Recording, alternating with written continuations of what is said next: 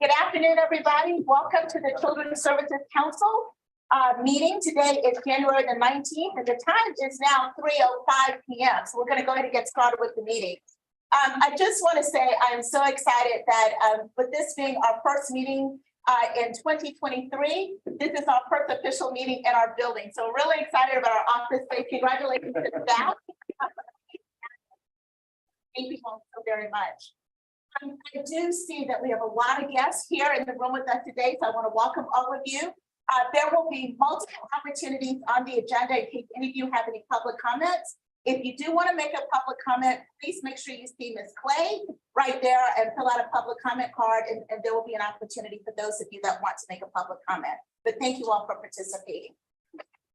For our council members, okay. So we usually have some very wonderful and lively discussions, and I'm really excited about that.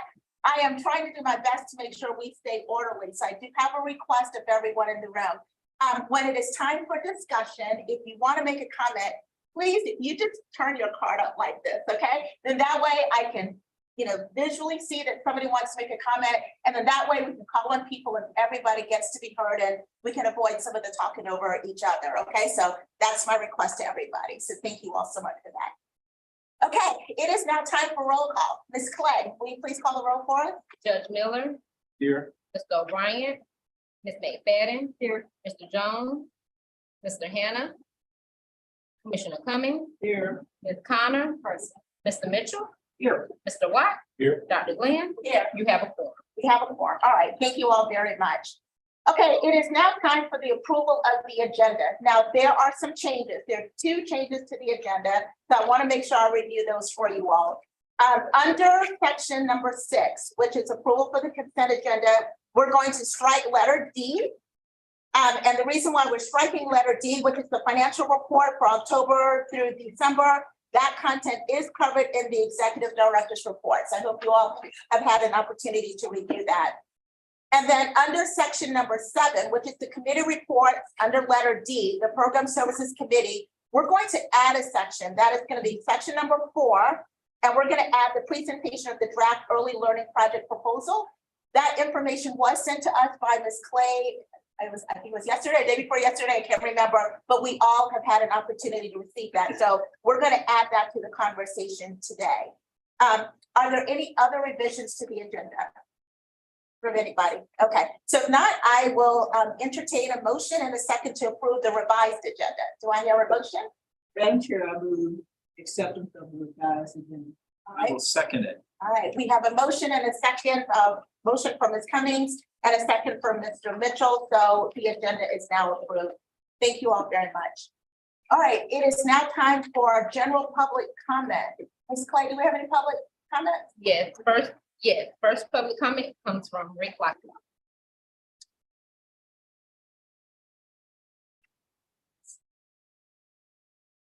Yes, please. Let me first say that I appreciate the work that all of you are doing as volunteers and staff. We're making some good progress here.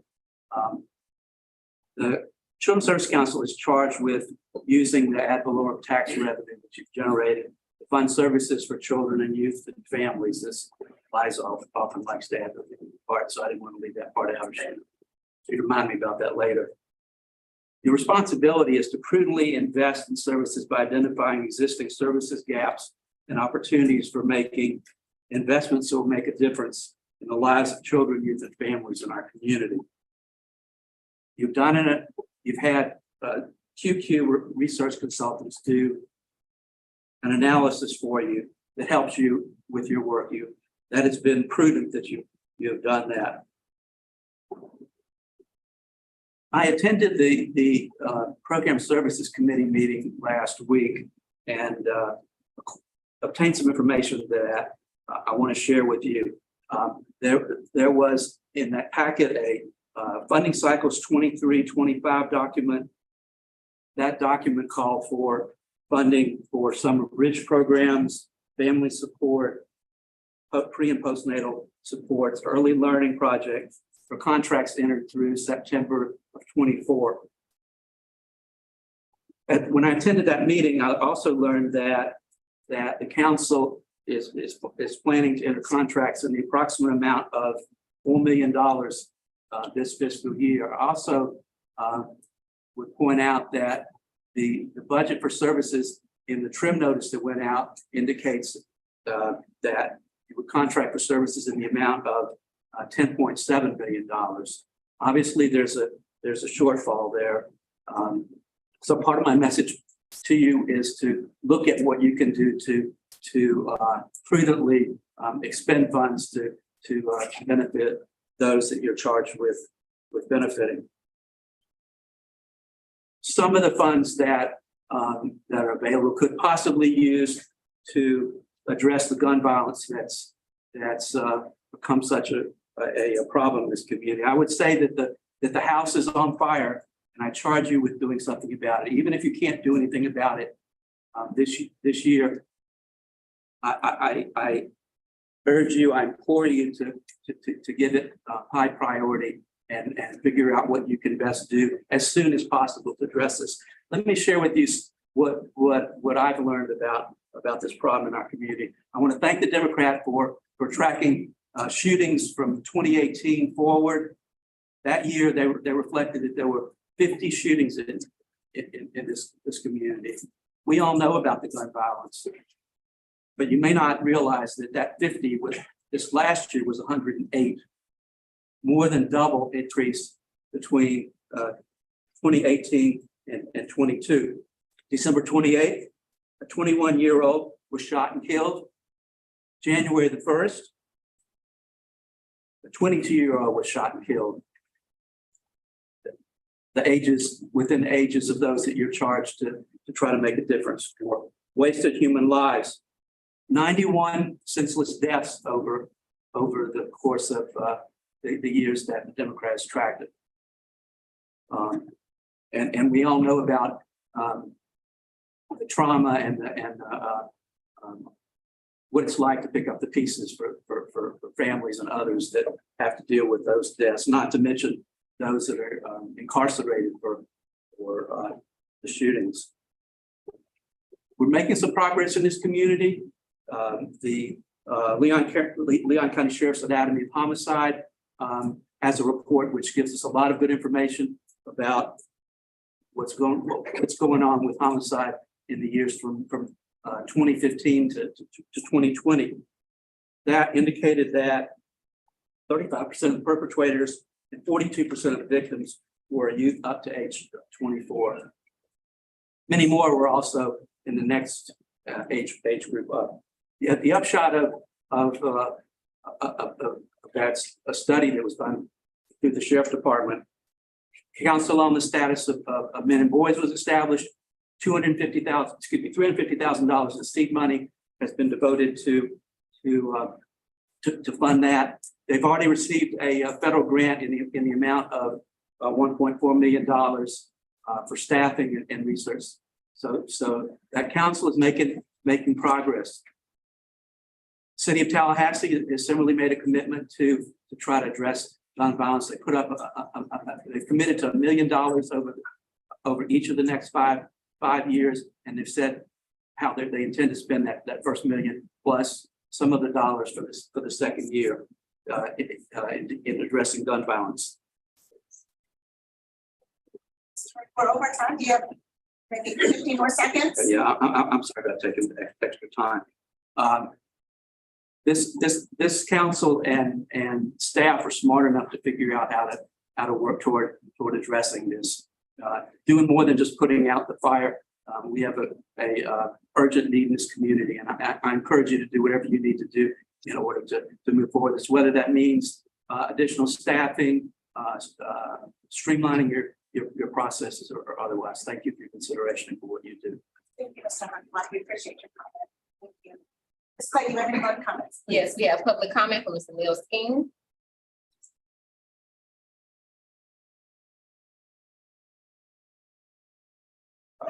Thank you. I'm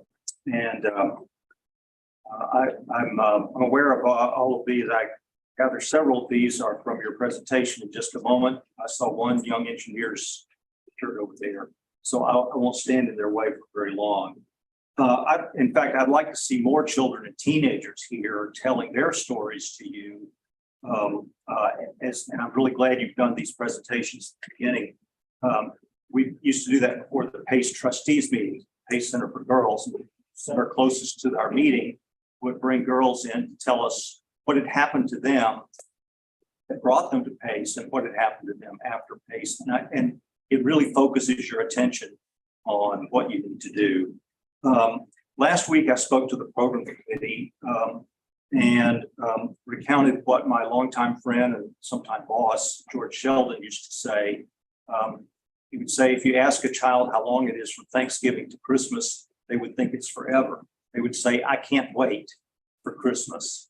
And he would say to me a lot of times when I was chief of staff, and Paul's been a chief of staff, he would sometimes say, kids can't wait.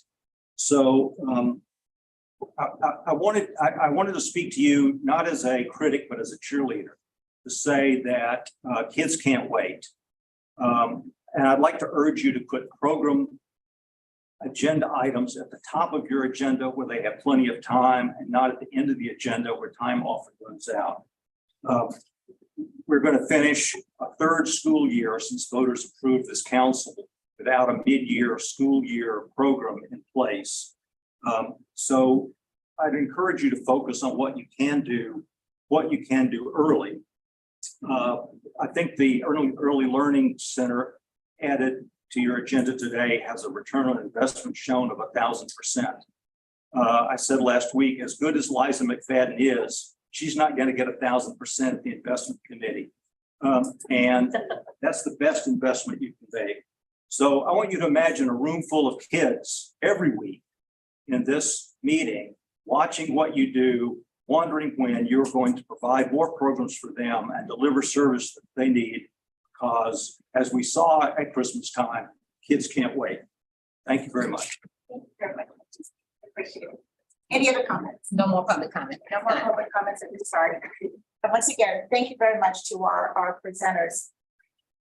Yes. I just a quick point of privilege here to both Neil and Ray, who literally have been at every meeting, I swear, since the beginning, have shown up, have offered what I think is incredibly productive and constructive guidance, whether I agree with that everything or not. I just want to say thank you guys, because it never is lost on me when I look out in the audience, and sometimes the audience is big, sometimes small, but more often than not, it includes the two of you. So thank you guys. Thank you. Thank you for that. Okay, we are going to move on to our community impact stories. And I'm really excited because I am excited to see the kids in the room today and to actually get to hear from them. So with that, Ms. Green, I'm going to turn it over to you to introduce our. Thank you, Chair Glenn. So I would love to present to you Young Engineers Tallahassee, Kari Henry and his staff, as well as some of the children that participated in the program this past summer. Good afternoon, everyone. It's a pleasure to be here. We thank you for giving us this opportunity. I know our time is limited, so I'm not going to go on too long today, but we do have a short presentation just to show you. And we are joined today by some of our students and their parents who also want to lend their voice in support of the program, and also the support you have been providing us and how critical it is in ensuring that these type of endeavors are sustainable over time. So again, we are Young Engineers Tallahassee. We are a STEM enrichment program. Our focus is really to support our local schools and the teachers by providing an innovative and creative STEM enrichment program. But today we're going to talk about our science summer camp. So our summer camp last summer, it focused on kindergarten through 8th grade, but we did actually add on high school students. So it was about a 6 weeks camp. We served roughly about 300 students, and we offered courses in 3D printing, GIS mapping, digital design, artificial intelligence, coding languages, robotics, aquaculture, and sustainability. We had a lot going on, but it was a very fun event, as they will testify today. And what's unique about our program is that it actually allows the students to be mentored by graduate students from the College of Engineering and the College of Education. So with that, I just want to show you a quick video that sort of highlights some of the activities we did last summer. I don't think the audio is going to come through because I didn't know about it. And so I'm wondering if maybe we can share this out afterwards Okay. and then have that move straight into the speakers. Is that okay? Sure, that'd be fine. Okay, Okay, my apologies. that's okay. I appreciate You that. should have practiced. So with that, though, I would like to introduce one of our instructors, from the College of Engineering. I would like, want to come just say a few words. Hi, good afternoon. My name is Oluwaseyi Salau. I'm a PhD student at Florida A&M University, studying pharmaceutical sciences.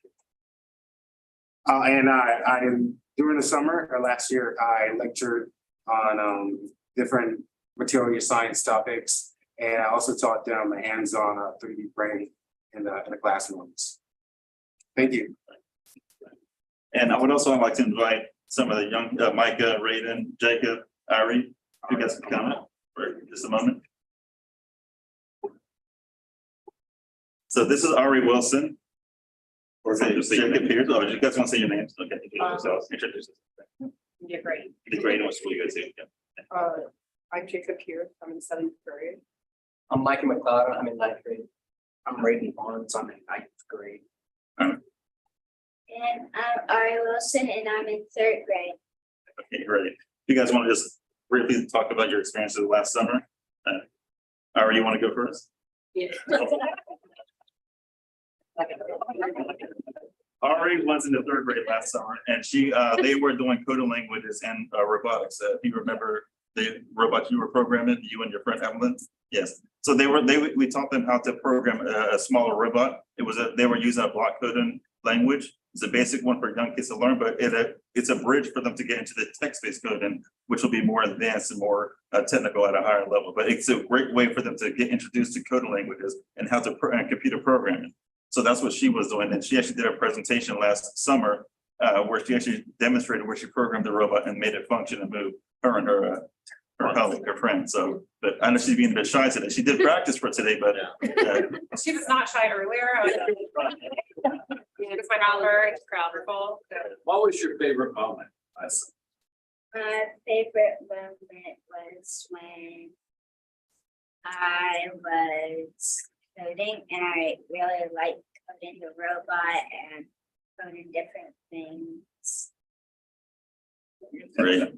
And then I would also like, so Jacob, Mike, do you want to? Either one of you guys. Yeah. Mike, you want to go first? Man, I am wearing a shirt. Yeah, just tell them about yourself. And Or the 3D design. Yeah. So my favorite part of the Young Engineers 2022 camp was the gardening. We had to pull up roots and plant new fruit, like watermelon. Tower garden. Yeah, we also did a tower garden, which is really cool. So it's like a huge tower, but on the sides, there's pouches that have like dirt in them and they can grow. You can put seeds in there and they'll grow from it. It's really cool. And it's food by water too. Yeah. that's part of our sustainability, annual agriculture program. Jacob, you want to? Sure.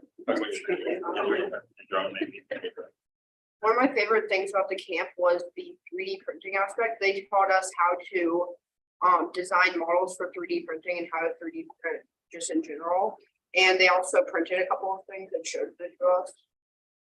And some of the stuff we designed, they also helped us 3D print, so that was really cool in general. And Raiden, you want to? Yeah, I was gonna also talk about the gardening and 3D printing, but those spots were kind of tough. But I might as well talk about them. For 3D printing, we did have a lot of fun with that. I remember one person making a Kirby thing. But for the main event for the 3D printing, we all had our own assignments. One group had the Capitol, that's Tallahassee Capitol. My group had Florida Court of Appeals. I actually have the 3D print of it, but I left it at home, so I couldn't. And the other group had a FAMU football field for that group. And for gardening, yeah, we had a lot to talk about for gardening, the tower gardens and the gardening field down by the playground.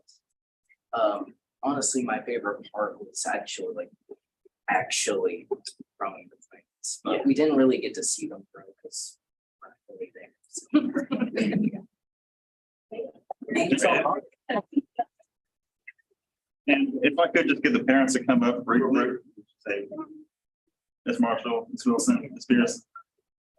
And Mr. Beth. So I'm Andrea, and I thought this was my mini me, but it's okay because I think she's outshining me. And I think at this point, I want to be like her when I grow up. We started Young Engineers 2 years ago, and we were looking for something affordable, something that wasn't way north of town so that I could still go to work and do the things that I needed to do. And we came across Young Engineers, and we went, and that first week, she's like, Mommy, that was so much fun. And every day I got a new story, and I'm like, you did what? And you did what? So she started bringing these things home, right? So I asked her at the end of the year, do you want to go back next year? Yes, but we know kids. So I had to wait until the next year, and I said, okay, Young Engineers, absolutely. She started bringing home more stuff, and this past year, it was just phenomenal. So as a parent, that was great, right? As a community member, what I recognized is the accessibility, the affordability, because I'd gone to other places and looked at other things, and $65 a day was way too much. But my point is that she was engaged. There was something for her mind to do.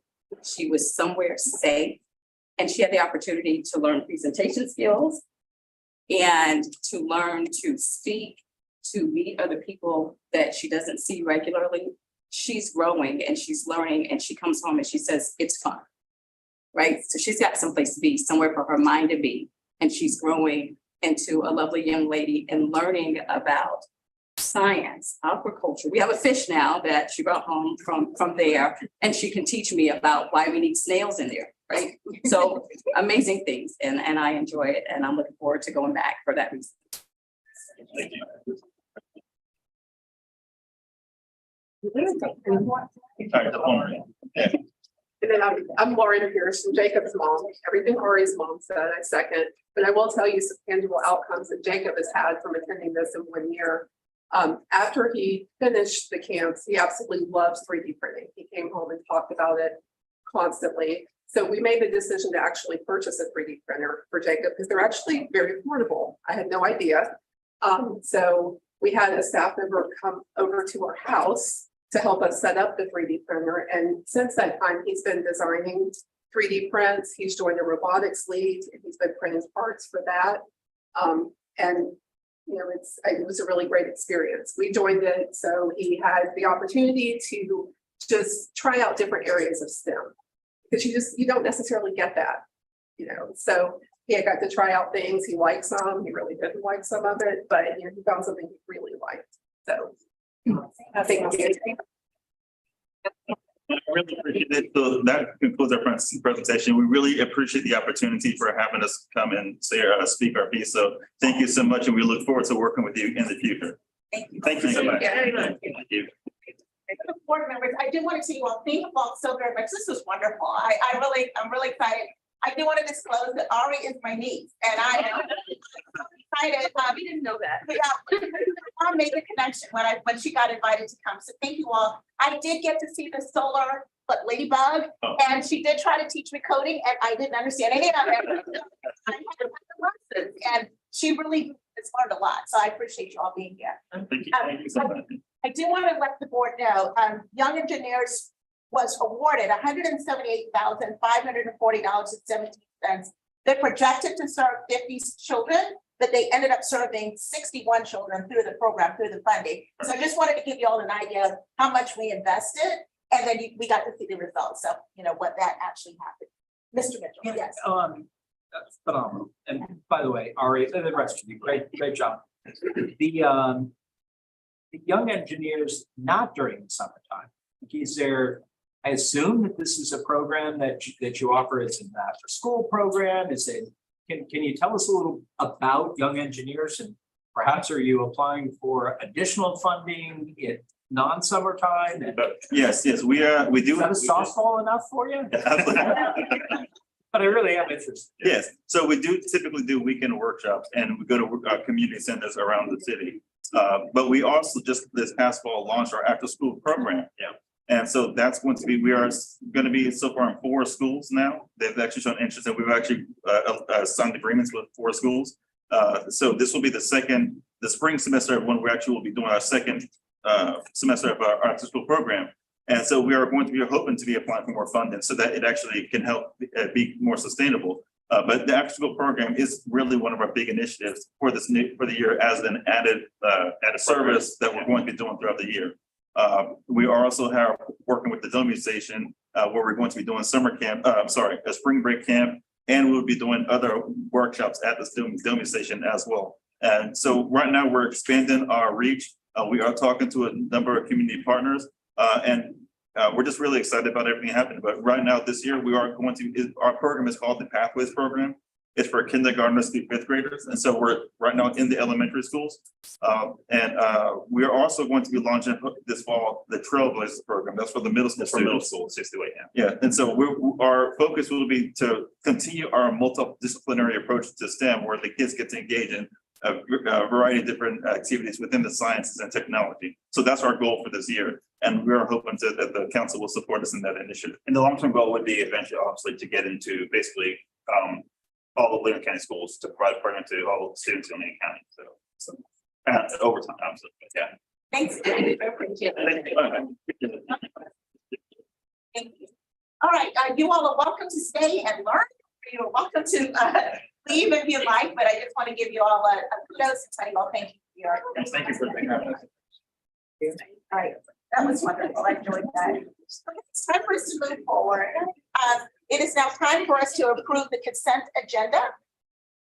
So the items that are in our packets for our consent agenda are the minutes from our December meeting, minutes from the final trim re-hearing that we had at the conclusion, the financial report from December, and then also the executive director's report.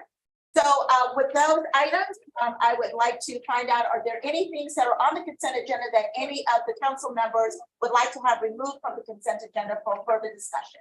Is everybody comfortable with what's in there? Okay. If not, then I will entertain a motion and a second to approve the consent agenda. Just had one edit on the trim minutes. Yes. Section 5, because judgment was suspended. I think that meant to be abstained. Abstain. Okay. We'll make that correction. All right, thank you very much. All right, and with that, So moved with that addition. okay, so move with that addition. And we have a second. All right, so is anybody opposed to that? No? Okay, all right, so the consent agenda is now approved. Thank you all very much. Okay, now it is time for our committee reports. So we are going to start with our financial auditing solicitations committee. And with that, Ms. Green, I'm going to turn it over to you to start that conversation. Yes, so as you're aware, we had the financial audit RFP that went out. We had our committee selected, and that committee selected Rob Renzi as a member of the committee to be the spokesperson. So at this time, Rob will come and present the memo to the council. Good afternoon. And I'm as excited to be up here as the kids were. So you had, the committee met. We reviewed, you had 3 responses to the RFP. They were all incredibly qualified. Thomas L. Ferguson, James Moore and Company, and Purvis. We went through the scoring, had a pretty lively discussion. The big difference was pricing in the first year.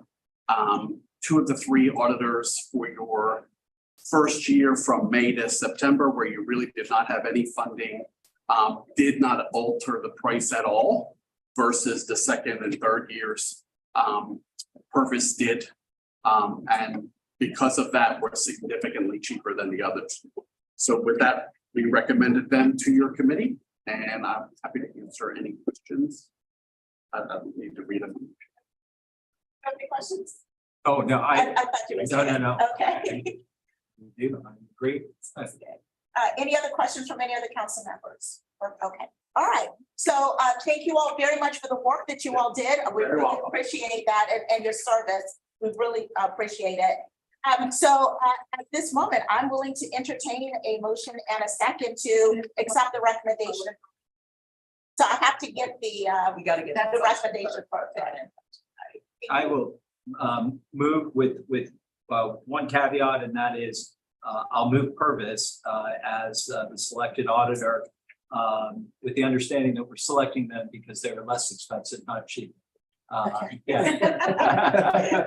But all three of the proposals were really, so, yeah, thank you for the committee for their efforts, but. A second. All right, so we have a motion on the table to accept the purpose proposal because they were less expensive and not cheaper. And then we have a second from Ms. Cummings. So now it is time for discussion.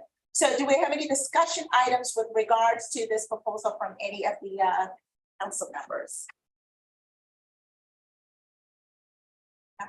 Any other comments with regards to them? Okay, all right. So I can't believe we're actually moving right along. So this is great.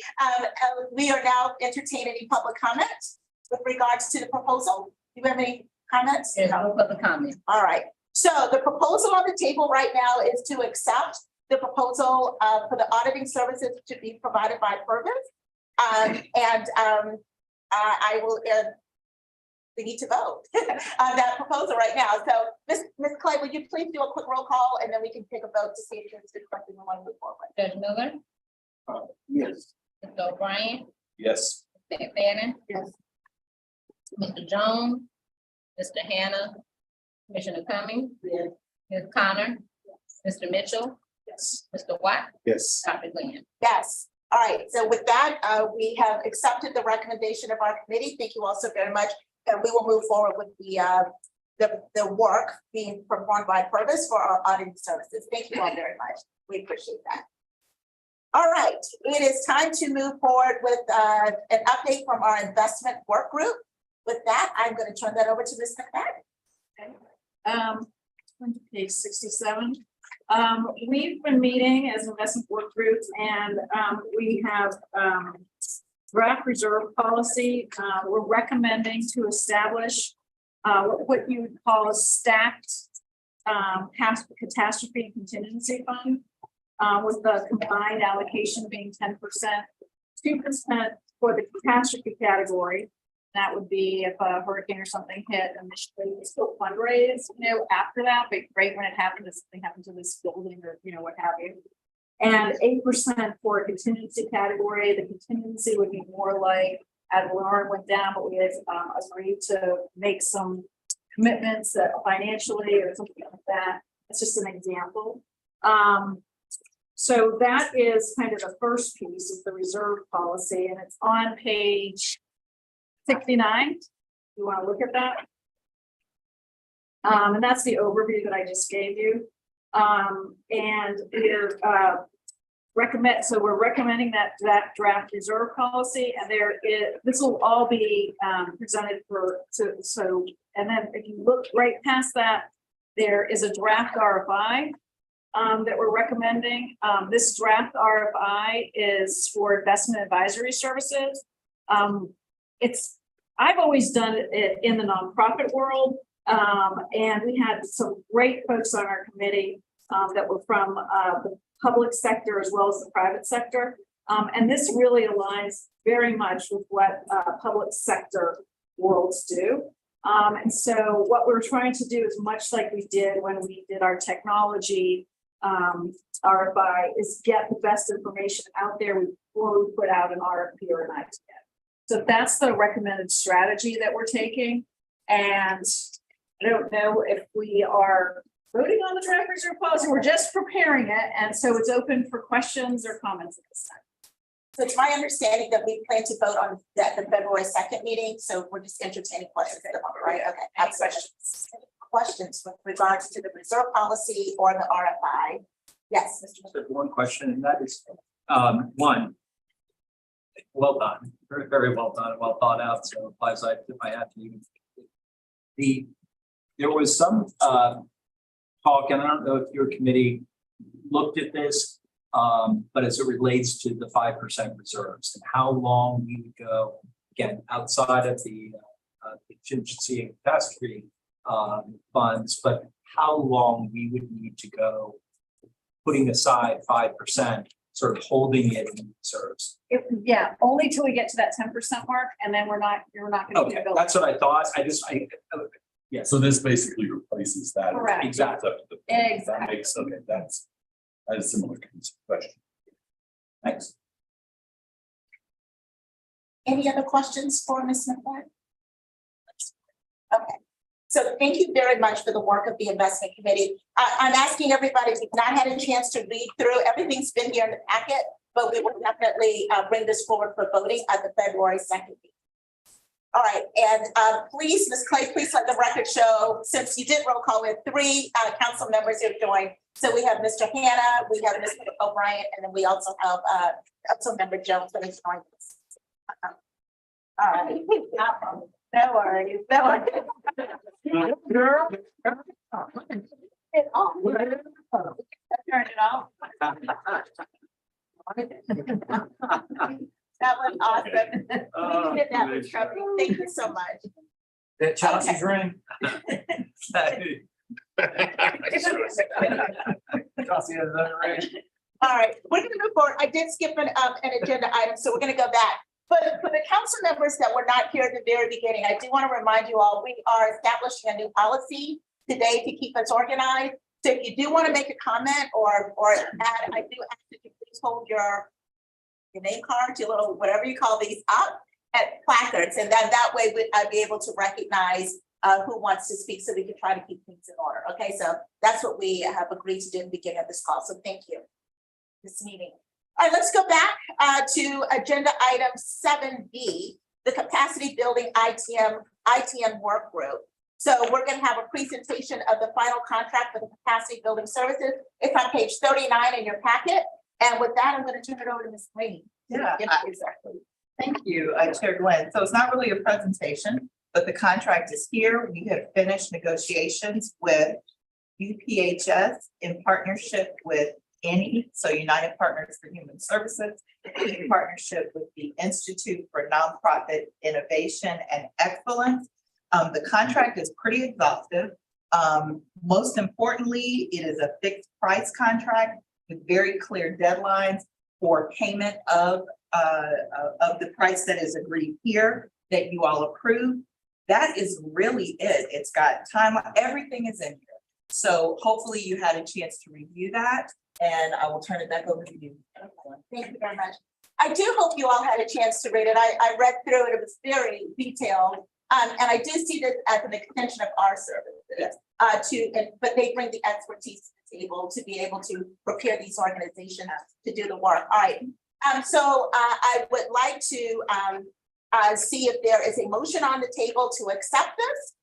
And if so, then we can go into discussion, but I will entertain a motion if anybody's.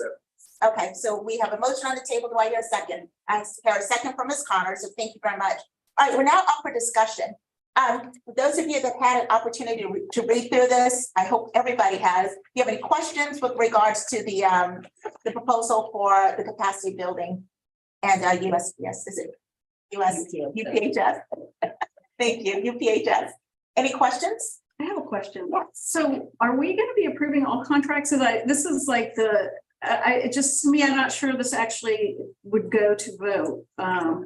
So if I may, Chair Glenn? So only because this is an ITM process, and because it's an ITM process, we do have to bring that contract before the council for RFPs, RFPs, RFAs. Once you approve the recommendation, then we can go ahead and all right. this contract. Thank you for that. Any other questions? Okay. All right, so it sounds to me, it looks like everybody is in agreement with what we have here in this contract. So with that, let's open it up for public comment. There's no public No comment. public comment. Okay, so now it is time for us to vote. Ms. Clay, I'm keeping you busy today, ma'am. If you would please do a quick roll call for me. Judge Miller, Yes. Mr. O'Brien, Yes. Ms. McFadden, Yes. Mr. Jones, Yes. Mr. Hannah, Yes. Commissioner Cummings, Yes. Ms. Connor, Yes. Mr. Mitchell, No. Mr. Watt, Yes. Dr. Glenn. Yes.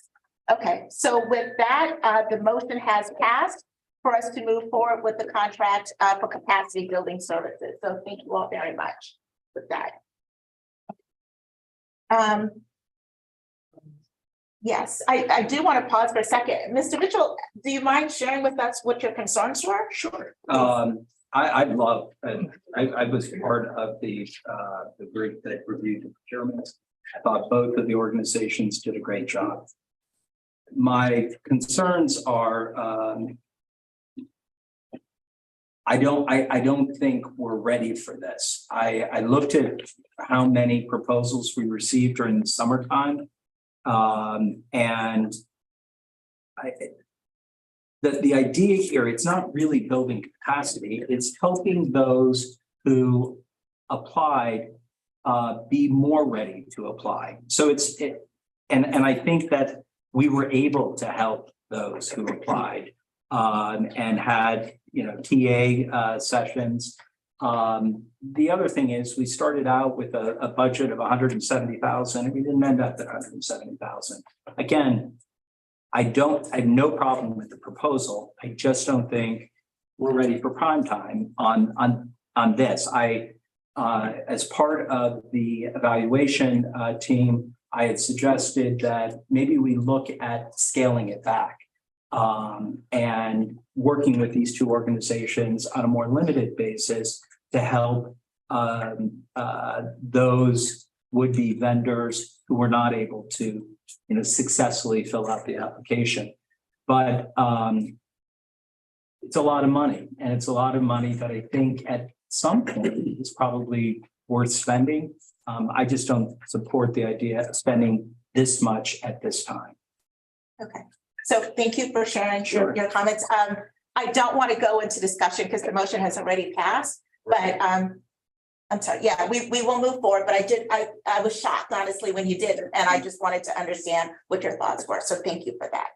Okay, let's move forward, guys. It is now time for us to hear from the Program Services Committee. And with that, I'm going to turn it over to Councilmember Jones. And I just want to remind everybody, he's going to be presenting multiple drafts. We're not voting on any of them today, but the intent is to make sure that we have a chance to ask questions, and then we will be voting on these at the February 2nd meeting. So it's going to be an important meeting. We're going to be doing a lot of voting. So at that point, Mr. Jones, I'm going to turn this over to you, please. Thank you.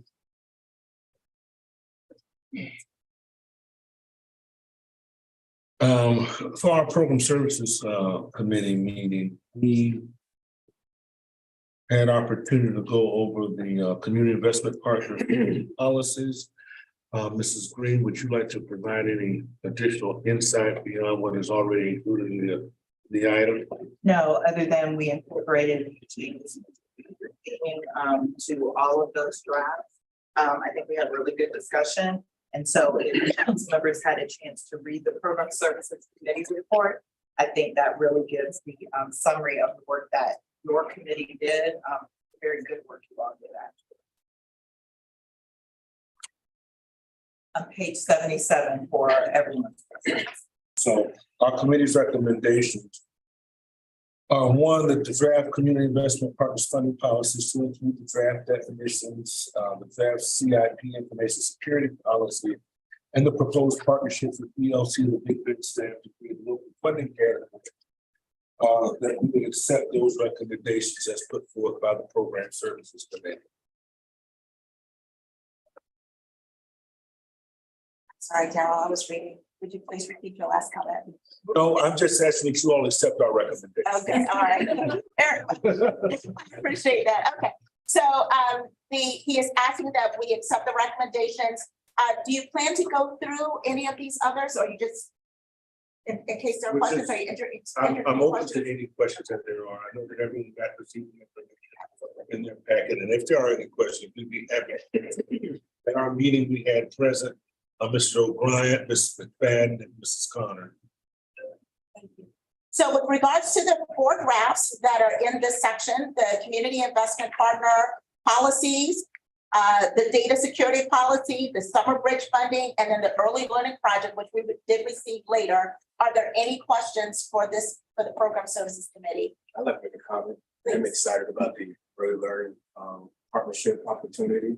I did send some comments in to CEQA around the proposed eligibility requirements, and so I look forward to that happening. I think it does fulfill the gap in the area. So it's gonna, I mean, it's gonna really be a game changer.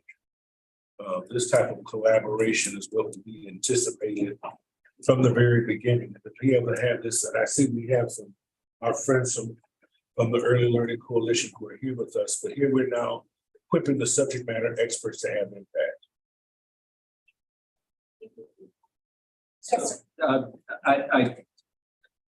I'm going to second what Mr. Watt said and what Mr. Jones said. I love this. This is a small investment that has a massive impact.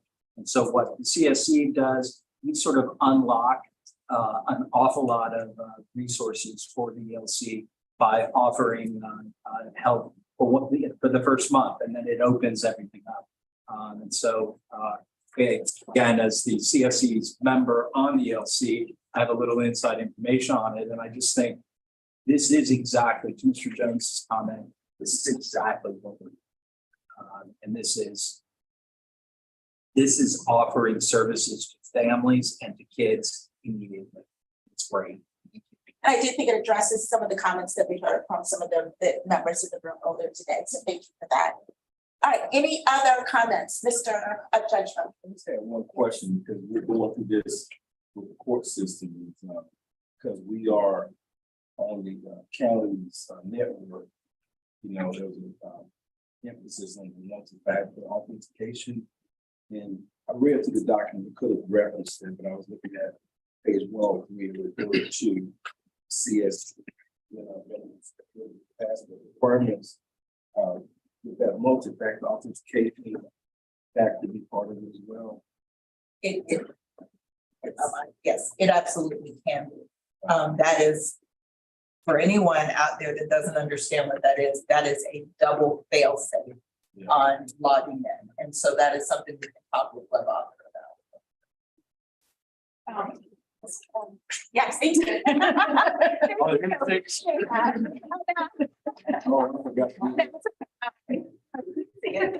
One thing I just wanted to bring to everybody's attention that we spent a lot of time in the program committee discussing were these the budget and fiscal policy.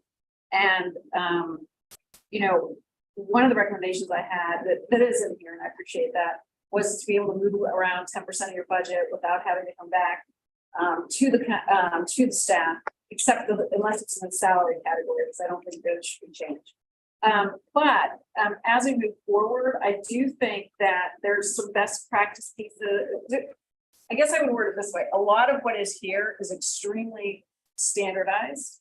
And you know, with nonprofits and having worked with the state, I really like deliverable reimbursement processes that, you know, based on outcomes. I know we're not there yet, but I just kind of wanted to say that's not in here. And I really hope by a year from now that we're having those conversations, because I think it's a better way of operating than just saying, okay, the only way we're really checking on you is by reimbursable receipts.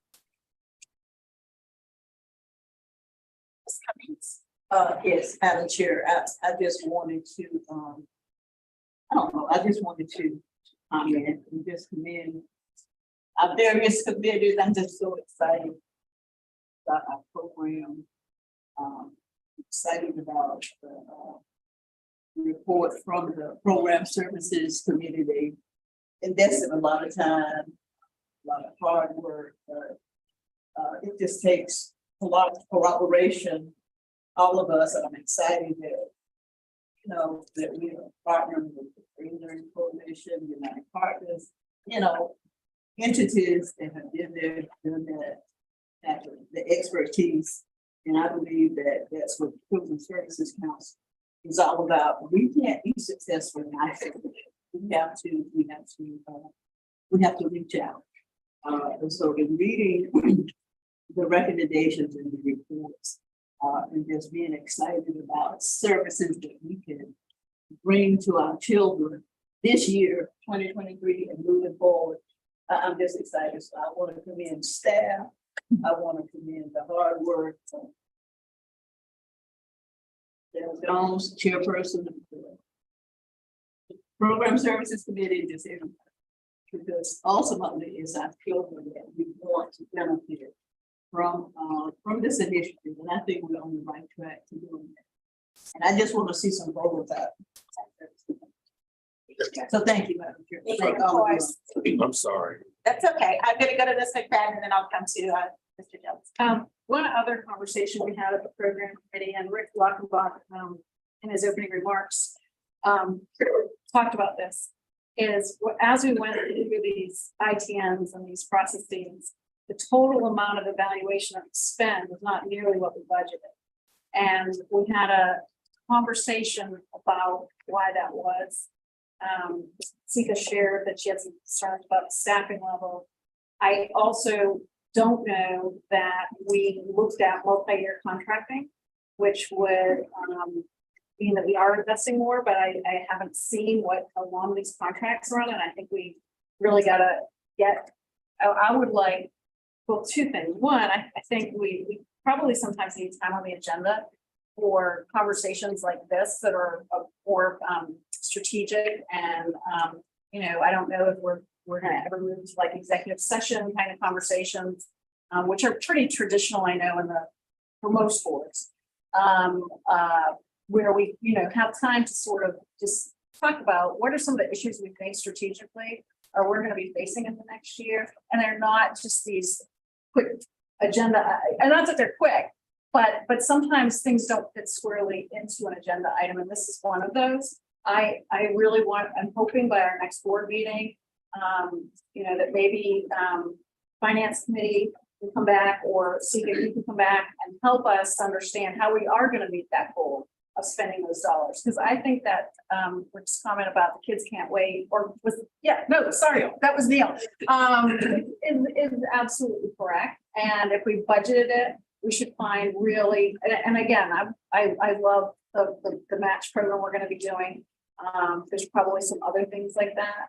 And that's why I'm also trying to say, are there easier ways if it's staffing for us to let contracts out that you don't necessarily have to monitor in the same way if it's deliverable or what have you. So would you like to comment? Sure. So, well, I would like to. Oh, so then I'll. Mr. Jones. I want to keep my hand in there. One of the things I'd like if everyone would join me and turn to page 59, much to what Ms. McFadden was talking about. In our discussion, and we do have, we had a great meeting, I think. I think the conversation that we had and the things that we were able to talk about, but ultimately now are found in this presentation are worthwhile. As a part of that discussion, we also discovered in our conversations with our director that there is a staffing plan that we have yet to address. And the recommendations going forward in terms of our priority cycles, if you notice here, there's a great deal of overlap in the sequencing of these activities. And although we have brought on most recently Ms. Snyder and Ms. Ellerbond. Ms. Vaughn. Ellerbond. That's your last name? Yeah. Ellerbond. I thought you were Ellerbond. Forgive me. Like Ella Fitzgerald, but. You got Ella and Sarah, right? I apologize, but man, as you continue to round out the team, for us to operate optimally, to one, meet the deliverables and the design that we came up in terms of a timeline and putting money on the streets until we are fully optimizing our staff, some of this has been slow.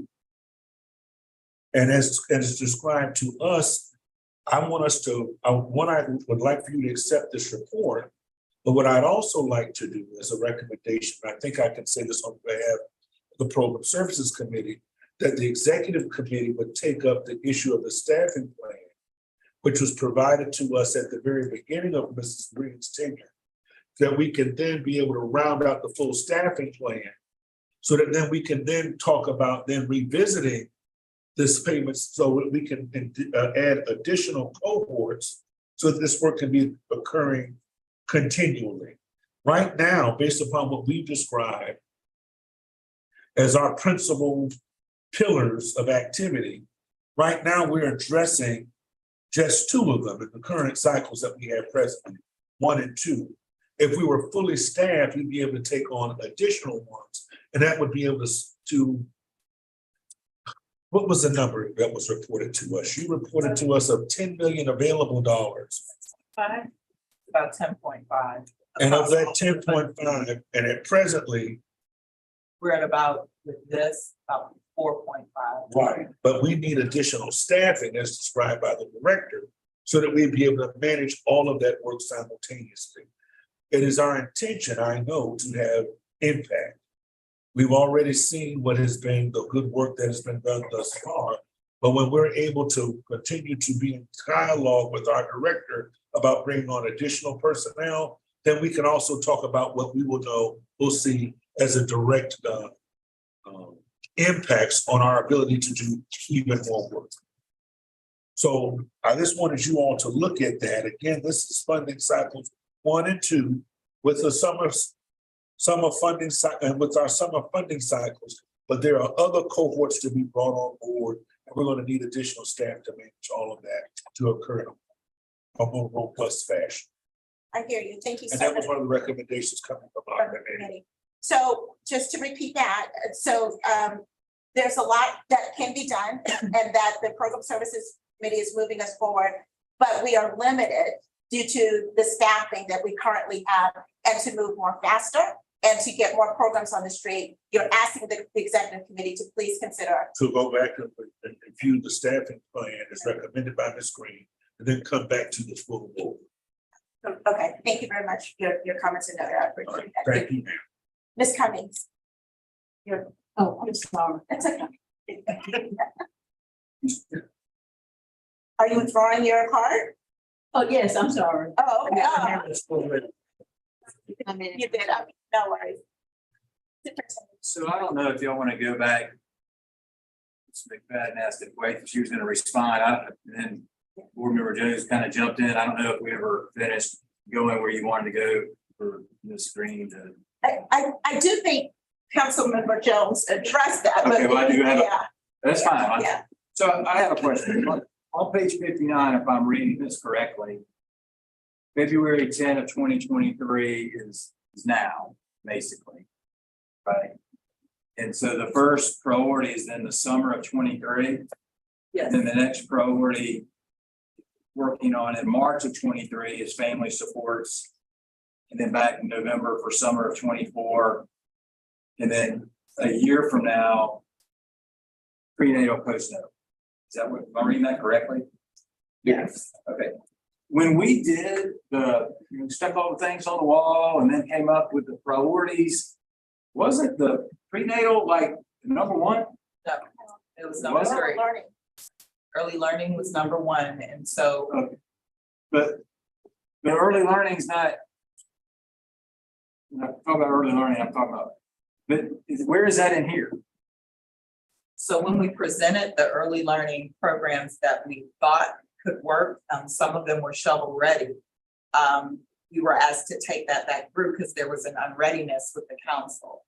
And so we were taking those back through program services. However, we needed to escalate over that family supports and summer funding so that we could get those RFPs out February and March. So at our next meeting, we will come back around to early learning with the Program Services Committee so that there can be some discussion about programs that currently exist that we can move forward, and then see if we can look at some other type of ITN in that space, given the information we know from the needs assessment and given the information that we have from our listening session. The order that you all had for the categories were high quality early learning, and there seemed to be a lot of unrest about what we presented. And then family supports, and then the third one was prenatal and postnatal. So we tabled early learning from the last meeting, if you guys remember, and we were moving that through the committee. But given the time that the committee had, we needed to try to get summer funding RFPs to you so that we could get those issued without having a delay. Did I miss the last meeting? No, you were there. I don't remember the. Oh, you know what? You were not there when we had this discussion. You had to leave. So Councilmember Jones, Councilmember Hannah, Councilmember O'Brien, you guys had to leave by the time we had that discussion. So we had presented from the strategic framework, we had presented 4 different areas. So we had presented incentives, and we were going to start a discussion with the Children's Forum to see how that would unfold for us after the many discussions. We had talked about a quality improvement system. We also talked about partnering with grade level reading, and we would become a funding partner of that. And then we had talked about a child scholarship program, which in essence, we're kind of doing with this early learning program that we're presenting to you now. So I know one of the concerns was getting money to the families. So with the early learning program, which we're calling the on-ramp program that you have in your binder, we would be paying for 1 month so that the families can move into school readiness and thereby maximize that federal drawdown. The idea though would be, if that works for the 6 months, we could expand on that program and then look at creating a program that could pay for childcare while families are either enrolling in school or looking for jobs, because if they don't have those 2 things in place, one or the other, they can't access early learning school readiness funds. So after speaking with Liz Murphy early in my tenure, that was a significant gap. So they're going out trying to find families, but if they don't meet one of those 2, they can't get into the system. So these were in our strategic framework. Again, I'll say there was a bit of unreadiness. There was concern that we could be duplicating funding. And so we were going to vet those through program services so that it would be a recommendation coming out of program services and some clarity on what we were suggesting. And with that, we were working at the direction of the council to bring back possibilities for the council to fund. So I know you weren't present, and she did. They did bring it forward at the last meeting. I do want to amplify that. And we did ask them to take those proposals back to the Program Services Committee, and that's what they are doing right now. Okay, so that answers your question. All right, we're gonna go to Mr. Watts. Oh, yeah, just 3 things. As far as the Program Services Committee, will that topic go back through Program Services? It was like a time frame of that. Yeah. It'll be on our, so the next program. So if you guys hadn't figured out, we're trying to get regular meetings for all of the committees each month. And so at that regular meeting, which for program services is February, well, it was February 9th, but we will not have a quorum. So we're trying to reschedule that. High quality early learning is what we'll discuss at that. Okay, and then the other thing is, you talk about it out of the Program Services Committee, it's your recommendation that possible positions are needed for us to meet, right?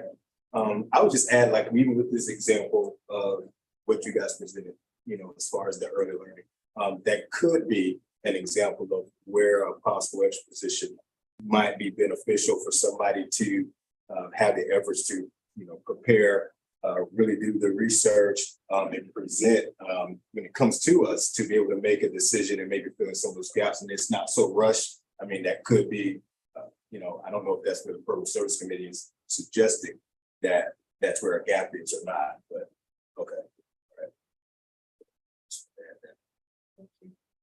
Mr. Richard. Yeah, got a couple quick things. Staffing.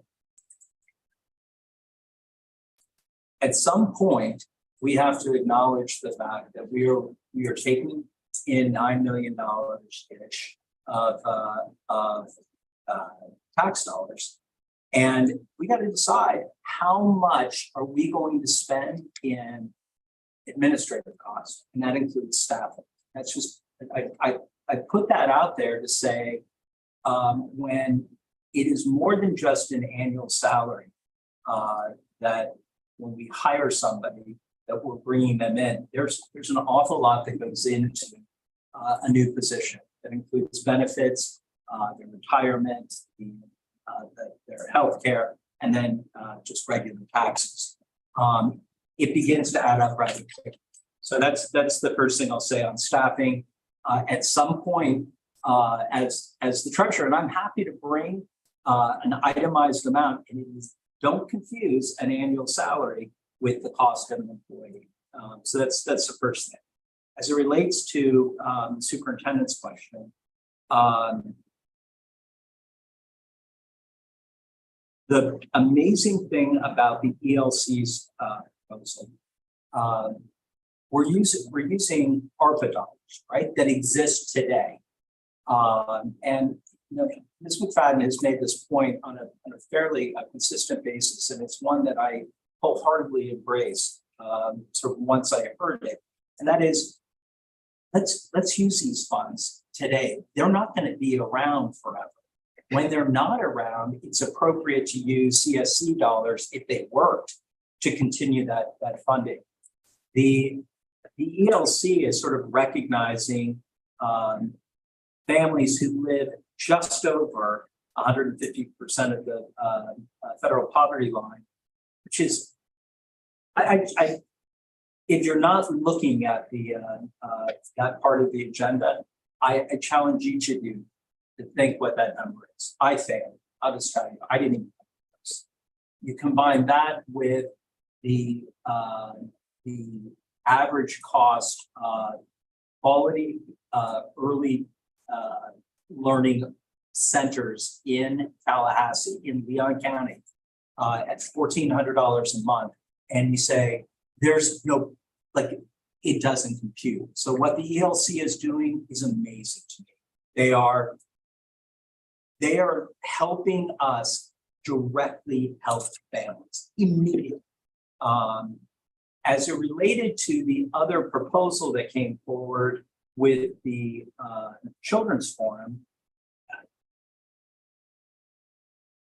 the reason that I thought, and I still think, it's a duplication of efforts that the ELC is currently using these ARPA funds to help get quality teachers into centers and pay them well.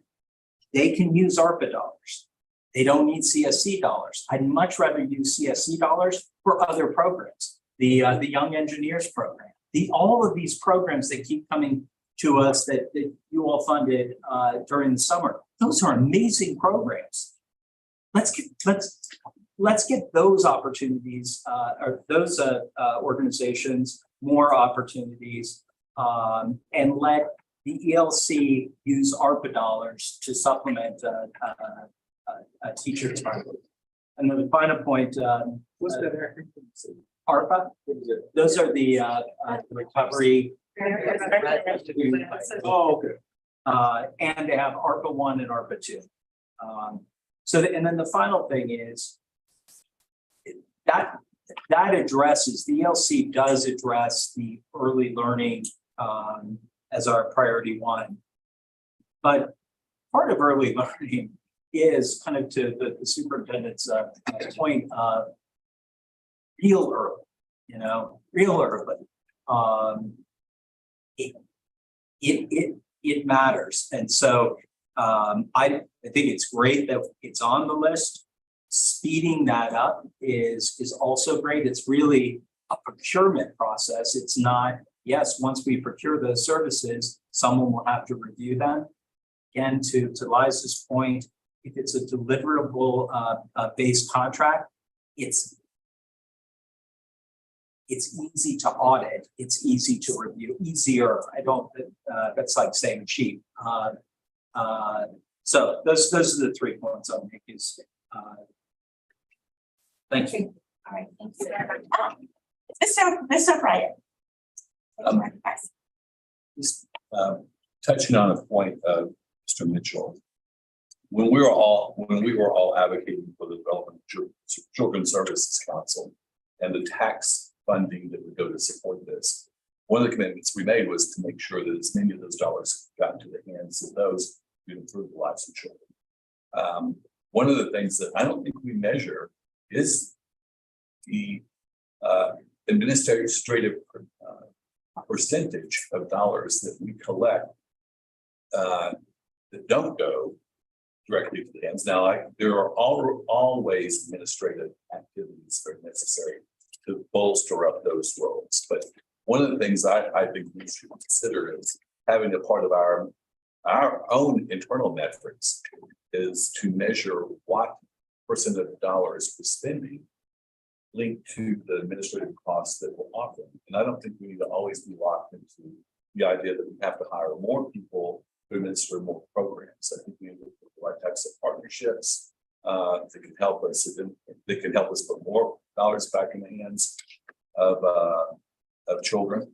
I think there are partnerships with our academic institutions, some of our governmental institutions. I think maybe even the role of volunteers and a lot of people who are interested in this, in the activity of this organization, the success that we hope to achieve. I think we need to evaluate all those options before we just go out and start hiring more staff and take dollars away from what the actual expense for that. So just a comment. Thank you very much. Mr. Jones. Yes. But I understand Mr. O'Brien's point of view. I understand Mr. Mitchell's point of view.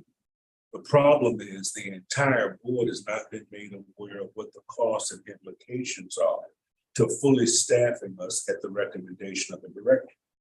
That information would be critical because then we would know exactly what percentage of the monies that we accrue on an annual basis are devoted to administrative costs. We don't know if we're operating at 10%, 15%, 20%, whatever that comparison is. Right now, all we know is what we've got right now, and what we've got right now is not enough. That's why my suggestion wasn't that we would deal with it as a program committee, but that there would be an analysis done by the executive committee that includes both the chair, the treasurer, and then y'all would report back to the rest of us voting members. And then we would be able to together make an informed decision about the staffing needs of the CSC. And it's not just an arbitrary decision that we would not hire additional people, but it would be an informed decision that includes all of us. That's my recommendation.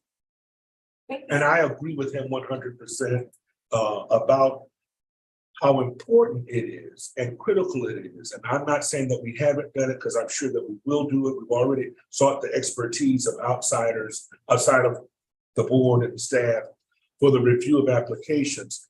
Again, I remind the staff and this board, we are the 10th smartest community in the country, with more persons educated per capita than anywhere else in the country, and 2 major research institutions, and right here in our shadows. For us to fail to harness that expertise, Mr. Superintendent will tell you, I say this all the time at our board meetings, is folly. So I look forward to those types of collaborations. They will go a long way for us to show the greatest level of ingenuity and innovation. So I agree with you there, but at the same time, I'm still interested in knowing what our the fiscal impact of the recommendations, because we already know what the programmatic implications of the decisions of what we're doing right now currently. Thank you both. Thank you both for those comments. And I do definitely hear the request to take this back to the executive council. And I do want to assure you all that I expect that we would make an informed decision. And it won't be a haphazard decision to let's just go hire some people, but actually looking at what is actually needed and what are other ways that we can get those services done in an effective way, to be able to provide those services. So we can definitely add that to the agenda for our next executive council meeting. We'll definitely take that up and then bring that back to the council for. Thank you, Madam Chair. Okay. Absolutely. Let me go to Mr. Mitchell. Sort of what Mr. Jones is saying, or what we're kind of all saying is, if you remember what Liza said just a few minutes ago, and that is, but this is a good conversation. This is a really healthy conversation. Now, to Mr. Jones's point, we need to do a better job of informing you, and I'm happy to put together kind of a breakdown of costs. But once we have them having this conversation, we have it, and then we turn it over to Sika and say, run with it. This is helping to me. It's very helping, and it's not, it's not on an agenda per se, but we're fulfilling, I think, our role as board members. Yeah, going back to. No, please, I can't. If it could be at, either the beginning or the end, I personally like the end for executive session time. Kind of open. We can definitely work with Ms. Lee to add that so that we have these types of conversations. I just want to comment and then I'll turn it over to you. What I really valued was the working session, the strategic planning working session, and it wasn't rigid, and we had an opportunity to kind of think through and discuss things openly, and maybe more things like that, or building it into our agendas, however we do it, but more informal type things that really get to the heart of what we need to do to function well as a board. I think would be helpful. So thank you. I'll let you comment. So just one last thing, and I will not be long. I do want to remind the council that when we presented this timeline of RFPs, if you remember, we read the children's forum and Holly had done this wonderful timeline of all these RFPs. And I believe it was Councilmember Hannah that looked at it and said, he did not see how we were going to do all of that. And so I just want to remind you, number one, I would never in a zillion years just offer up staffing for the heavy staff, because that's just more people to try to manage. That being said, this staff, 1, 2, 3, 4 and a half, I believe has done a lion's share of work and has done the work of 7 or 8 staff people, but we cannot continue to do that. So I am very appreciative of being given the opportunity to look at that, look at how it all shakes out. And if given the opportunity to add additional staff, not a gazillion staff, but I believe at the Program Services Council meeting, when you're looking, I believe it was Councilmember McFadden that brought up, when you're looking at nonprofits, usually there's 1 staff person for every $1 million that nonprofit is trying to get out. So when I look at other CSCs that are similarly sized to us, I don't believe that they have people on staff to take away funding from the community, but rather to ensure that that funding is being used properly, that the accountability is there, that the monitoring is there, and more importantly, that the outcomes that are contracted to happen are happening. So I just want to assure, whatever the word is, that I am very happy to have the opportunity to look at a staffing plan, present that using information from Mr. Mitchell and anyone else, so that while we are moving, we are not moving in a way that we don't have the means to monitor and be accountable for what's going on. So I just wanted to say that. Thank you. And this will be my last point. This will be my last point, and then we can move on from my committee. It is my hope that everyone involved in that discussion would bring all of the information necessary to be able to bring back to us an informed perspective relative to any additional staff changes and the budget implications for the same. And any comparisons or comparative analysis, I think is worthwhile, and we would look to the director and the executive committee to work cooperatively to be able to put those recommendations back to us. All right. Thank you. Ms. McFadden. It'll be really quick, but just a quick note, we keep using the term administrative costs. There's a big difference between what our staffing is and what is administrative, which is primarily your financial team, and probably the little secret time. Most of what I think we're talking about is program staff. They are not part of an administrative overhead.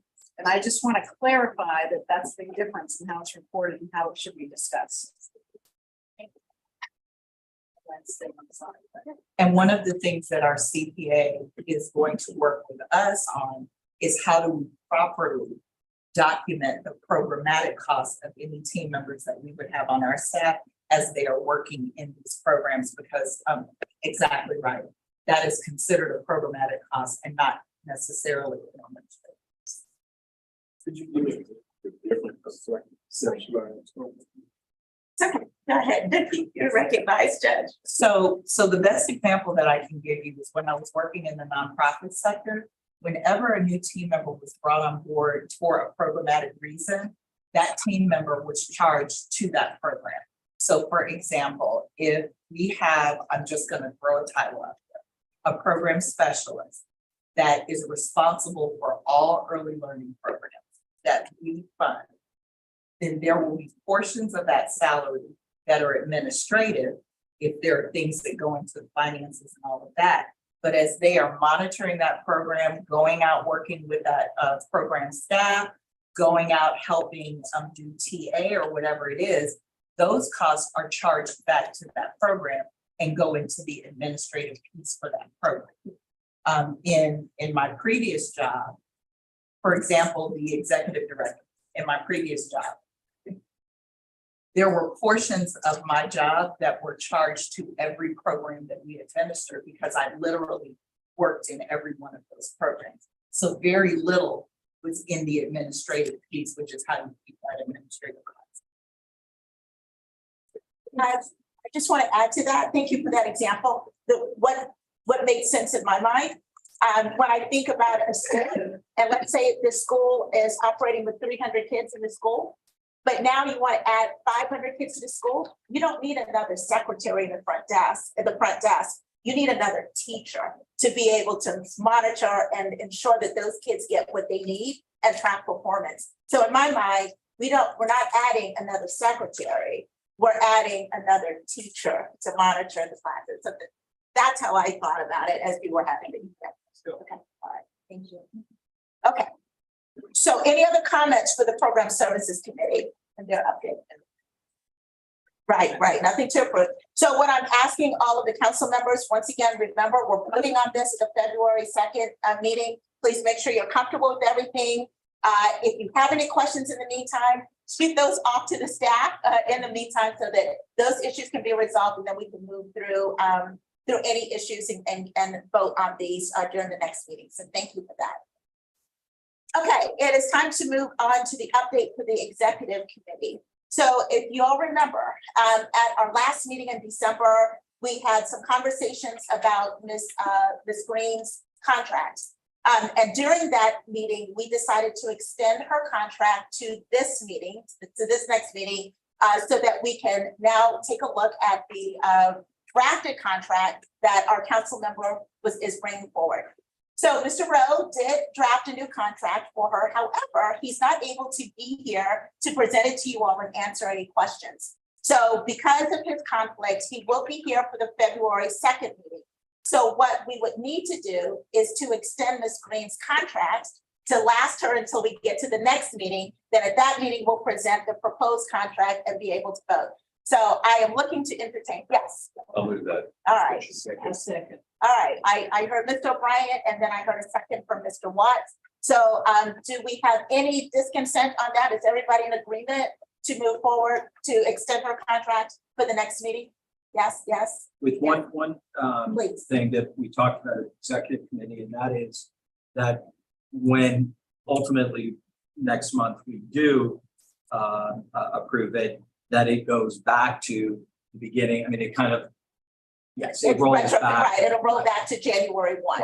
Right, absolutely. Okay. So that's the only thing okay. that wasn't mentioned. That it's, Will you amend your approval of that? We'll Okay. include that. And Yes, and thank your you. second. All right, wonderful. All right, so with that, we are agreeing to approve the extension of her contract until the next meeting. And then at that point, we will vote on the contract and we will make sure that it is backdated to January 1 of 2023. All right, thank you all so very much. Okay, guys, we have our next meeting date, which is February 2nd, same place, same time, 3 o'clock. We have a full agenda, so I'm asking you all to please be prepared. We will have another community impact story. And honestly, please, you want to? Oh, just one, yeah, I'm asking for one. I really liked having the participants and the parents here. So if we could try to make that something that is consistent, that just brought a whole new level of engagement and life to the story. So thank you, I appreciate that. All right, we will consider approving the reserves policy, approving the investment advisory firm RFI, approving the community investment funding policy, including the definitions, considering approving the CIP data security policy, the summer bridge programs RFP, the early learning project proposal, and then presentation and considerations to approve Ms. Green's agreement. So full agenda, that's what we have on the agenda. Yes, Ms. McFadden. Going back to the discussion about we're at 4.5 million and we budgeted 11 million, I'd really like us to have something on the agenda. So Sorry. Okay, we will add that to the agenda. So for the discussion. Thank you very much for that addition. All right, we appreciate it. We'll add that to the agenda for our next meeting. So with that, it is time for member comments. Do we have any member comments? Yes, please. Wait a minute. Oh.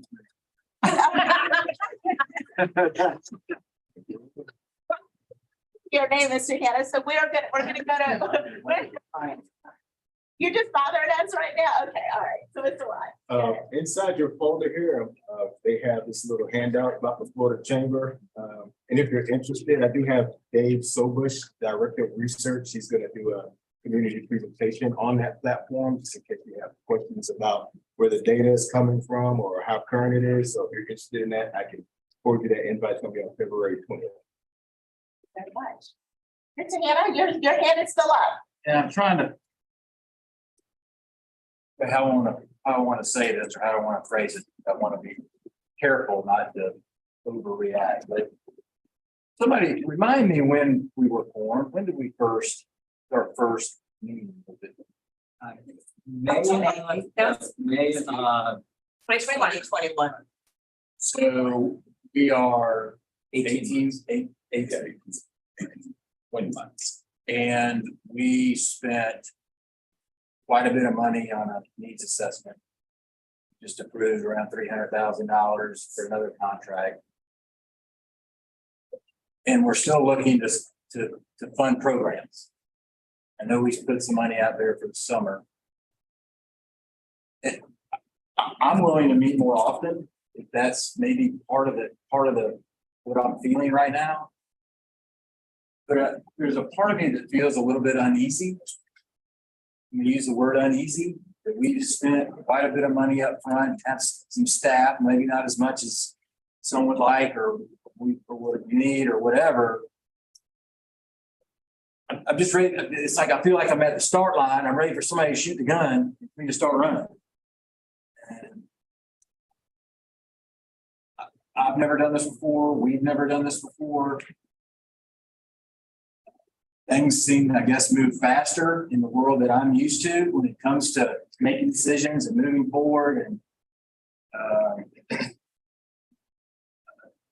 I don't know how else to put it. I'm just feeling a little bit uneasy about what I see as a lot of money we spent on the front end preparing to start the race. And I could be one that likes to move too quickly. You know, maybe it's what they say, it's move slow to move fast. I'm just feeling a little anxious about moving slow to move fast.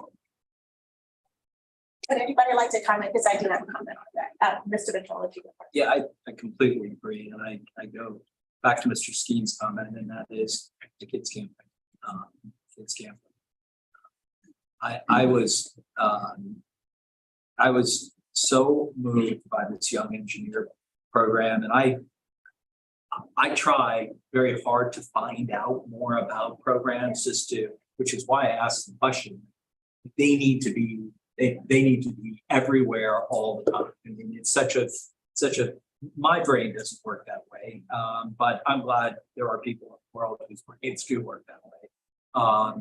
But it's important that we are funding those programs that are actually delivering the services to the kids.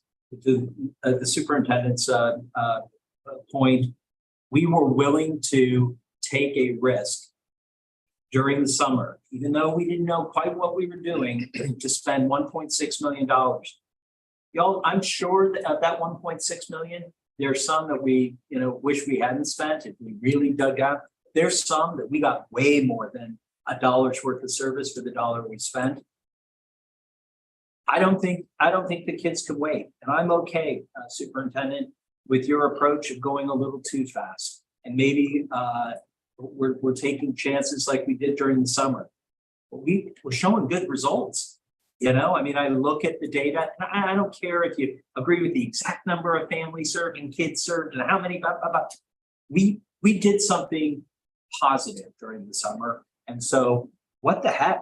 That wasn't a difficult process. That wasn't a difficult procurement effort. Let's do it. Let's do it. Let's take our priorities and let's put them out on the street. To Mr. Jones's point, you've got really smart people in this community who will volunteer to sit on evaluation committees. Let's do it. Let them get to work on it, and let's approve the funding. Any other comments? Thank you very much, Ms. Richard, for that. Any other comments other than here? Judge Miller? Yes, I know the next meeting is very critical. I will not be attending to a important issue that is already in place, but that core issue is always here, but put it out here for core purposes. So I will take the ability to comment. I completely agree. I would love to see us move quickly. And I'm really excited. I think I'm most excited about the summer programs that we had last year, because once again, I've sat on the floor at Ari's room and just let her show me things. And I'm just like, oh my gosh. So I totally understand the impact that it's having on these children. I do want to just make sure that we do things right. And in our case, I ask that we please pay attention to details, because the world is looking closely at us. And I just want to make sure that we're not criticized for mishandling funds. That's one thing that you're always, admonishing us to do. But so I think we have to temper it. We got to move quickly, but we got to make sure we're dotting our I's and crossing our T's. And that's a priority for me. So I'm not saying slow down, but I'm saying we can't be so quick that we're just throwing money out there without ensuring that it's effective and it's going where the needs assessment has shown us where it needs to go. So that's my only request, is we look at these programs, we're moving fast, we're concentrating on what we do also. So that's the only comment that I wanted. Any other member comments before we move forward? Yeah, okay. Two other things really quick. Ms. Cummings, I understand that you're getting awards like left and right. If you could just share with everybody briefly, just one of your recent awards so we could celebrate you, please. I know. Madam Chair, thank you so much. This past Tuesday, the Legal Aid Foundation had a luncheon, and I was given an award for my pro bono work in the Tallahassee community and for being involved in what they call the Thunderdome program. Judge Miller was familiar with it, but it's when you train attorneys to handle family cases when they're already attorneys that they don't do. Nobody wants to do divorces and child support, what have you.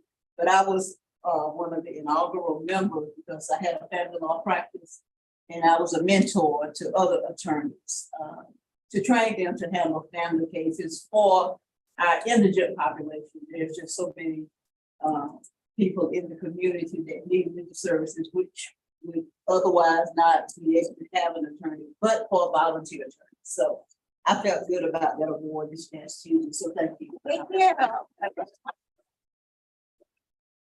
I'm trying to think, Mr. Mitchell, I understand that you recently got a package. Do you want to share with us? Oh, I did. I got promoted. Yes, I got a new title. It is probably the single biggest title I've ever received in letters and in impact, I hope, and that is I'm a grandfather of a baby boy, Declan Paul Mitchell. So they slipped me in, yeah, and little Declan was not so little.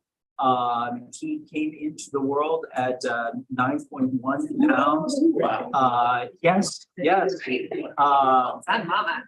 a family who had small kids, I'm like, really? Yeah. There's some hope for the Mitchell family. Big kids coming in. Anyhow, and Mr. O'Brien's fine facility took very good care of my daughter-in-law, my son, and most importantly, my grandson. So thank you. Congratulations. Oh, that's awesome. And I do want to thank the staff for these wonderful binders that they have created for us. They ask that we please leave them here because they don't trust us to take them home. And they will provide them for us again in the very near future. All right. And then Holly, if you don't mind explaining these two, thank you, please. Hi, everyone. We have two events coming up. So you have some postcards here of our family listening sessions with all 3 dates and locations on the back. It's also on our social media, very easy to share. If you follow CSC Leon, you can just find that and share them. And then we are having our grand opening, but I want to let Sika talk about that. Okay. Well, just because it's to share the love, and I wanted to share the love. It is. So if you guys know, we had to postpone the grand opening to February 17th. It is gonna happen come hell or high water, and we are sharing the love. So that's the theme. We've got some state flows coming.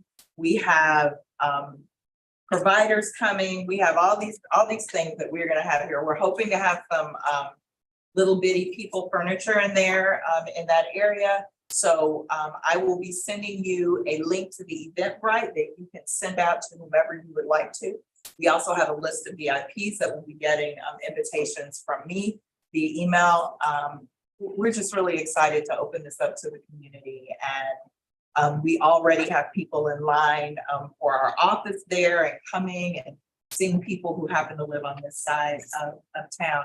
And if I might take one more point of privilege, although he snuck out. So there was a Black gentleman that was sitting in that end chair with a FAMU shirt on. That was my husband, Marvin. And so I do want to just say, hey, wherever you are. And then my second privilege is my oldest daughter's birthday is today. She turned 22. So pretty special. Yep, legal plus one. So we She's need more gonna of these. graduate. Have more, take them with you, hand them out, invite people. Thank you very much. All right, and with that, the time is 4:42 and we are now adjourned. Thank you all so much. Thank you. All right, listen, giving my pen back to you. Daryl was